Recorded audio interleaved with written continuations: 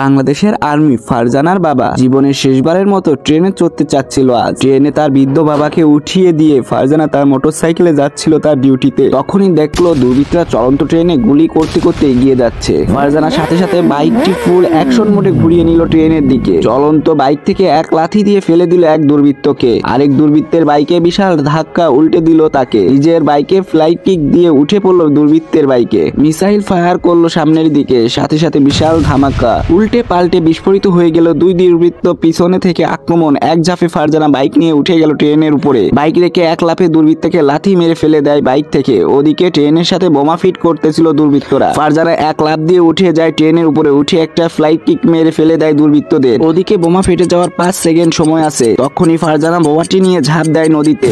নদীর ভেতরে সাথে সাথে বিশাল ধামাকায় বোমাটি বিস্ফোরিত হয়। ট্রেনের সবাই বেঁচে যায়, কিন্তু ফারজানা অচেতন হয়ে ভেসে ওঠে নদীতে। ফারজানার প্রতি মায়া ও ভালোবাসা থাকলে অবশ্যই ফারজানাকে সবাই লাইক আর সাবস্ক্রাইব করে দিও।